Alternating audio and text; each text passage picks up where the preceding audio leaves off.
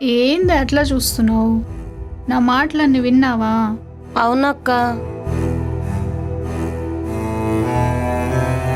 ఇక్కడికి వచ్చే ప్రతి ఆడదాని బాగోతాలు ఇట్లనే ఉంటాయే.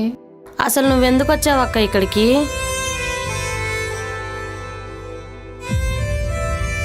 మా అయ్య అమ్మ పొలం పని చేసుకునేవాళ్ళు.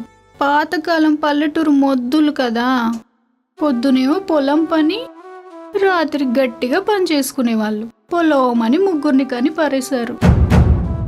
మా అయ్య మమ్మల్ని పోషించలేక పురుగుల మందు తాగి పైకి పోయాడు. కన్నాడు పోయాడు, పనికి మాలినోడు. 3 సార్లు పేగు తెంచుకుంది నా తల్లి. ముగ్గురిని నెలలు మోసింది నా తల్లే.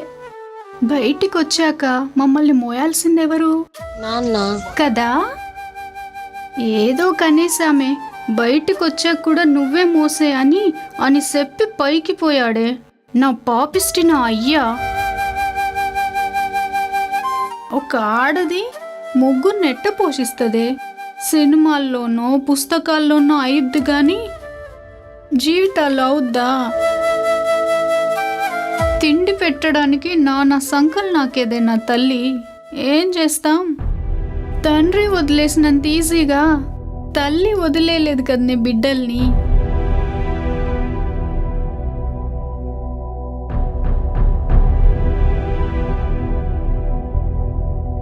నా తల్లి కర్మ అట్లాంటి మొగుడు దొరకడం, నా కర్మ అట్లాంటి తండ్రి దొరకడం. అక్కో నీకు బాగా ఎక్కువైంది, పద పడుకుందాం. ఎల్లహే, రోజు ఏటో అబద్ధంగానే బతుకుతున్నాం.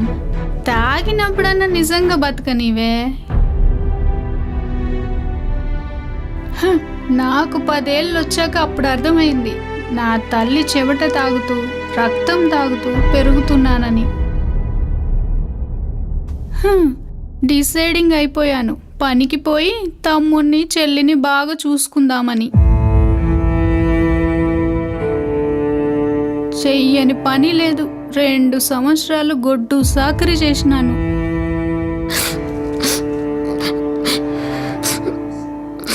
రెండు సంవత్సరాలు పని చేయి, పక్కలోకి రా, పైసలు తీసుకో అని అన్నోడే కానీ పని చేయి పైసలు తీసుకో అని ఒక్క నా కొడుకు అనలేదే నా జీవితంలో.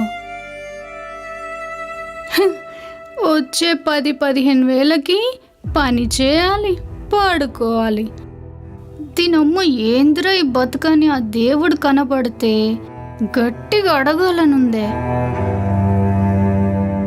ఎప్పుడు అడగాలనుకున్నా ఆ దేవుడు కనపల్లా, నేను అడగల.